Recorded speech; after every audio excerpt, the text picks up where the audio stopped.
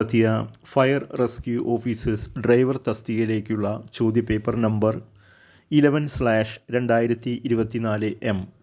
അതിലെ 20 മുതൽ 24 വരെയുള്ള ചോദ്യങ്ങളാണ് ഇന്ന് ഞങ്ങൾ വായിക്കുന്നത്. ആദ്യത്തെ ചോദ്യം: നാഷണൽ ലീഗൽ സർവീസ് അതോറിറ്റിയുടെ ലക്ഷ്യവുമായി ബന്ധപ്പെട്ട് ചുവടെ ചേർക്കുന്ന ശരിയായ പ്രസ്താവന ഏത് എന്നതാണ് ചോദ്യം. അപ്പോൾ ഈ ചോദ്യത്തിൽ കൊടുത്തിരിക്കുന്ന 3 പ്രസ്താവനകളും ശരിയാണ്. അപ്പോൾ ആ പ്രസ്താവനകളൊന്ന് വായിക്കാം. സൗജന്യ നിയമസഹായവും ഉപദേശവും നൽകുക, നിയമബോധം പ്രചരിപ്പിക്കുക, അതിജീവിതർക്ക് നഷ്ടപരിഹാരം നൽകുക. ഇനി 21ാമത്തെ ചോദ്യം: ഇന്ത്യൻ ഭരണഘടനയിലെ ആമുഖപ്രകാരം ഇന്ത്യ എന്നാൽ താഴെ പറയുന്ന പ്രസ്താവനകളിൽ ശരിയേത് എന്നതാണ്.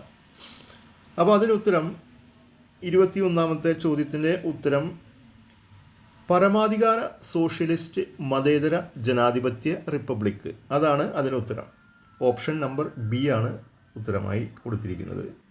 ഇനി 22ാമത്തെ ചോദ്യം: ഇന്ത്യൻ ഭരണഘടനയിലെ മൗലിക കർത്തവ്യങ്ങളുമായി ബന്ധപ്പെട്ട് തെറ്റായ പ്രസ്താവന ഏത്? മൗലിക കർത്തവ്യങ്ങളുമായി ബന്ധപ്പെട്ട് തെറ്റായ പ്രസ്താവന ഏത് എന്നതാണ് ചോദ്യം.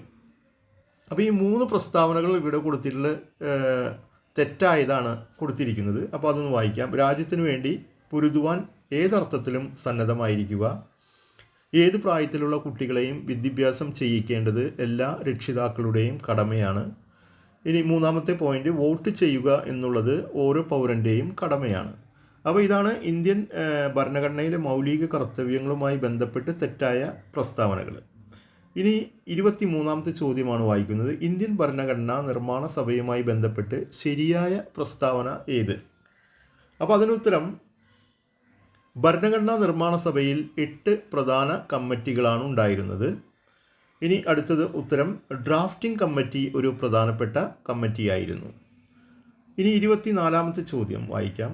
ഭരണഘടനാ നിർമ്മാണ സഭയുമായി ബന്ധപ്പെട്ട് ശരിയായ പ്രസ്താവന ഏത്? അപ്പോൾ ഈ ഇതിൽ 3 പ്രസ്താവന കൊടുത്തിട്ടുണ്ട്. ഈ 3 പ്രസ്താവനയും ശരിയാണ്. വായിക്കാം. ഭരണഘടനാ നിർമ്മാണ സഭയുടെ പ്രസിഡന്റ് രാജേന്ദ്ര പ്രസാദ് ആയിരുന്നു. അംബേദ്കർ ആയിരുന്നു ഡ്രാഫ്റ്റിംഗ് കമ്മിറ്റിയുടെ ചെയർമാൻ.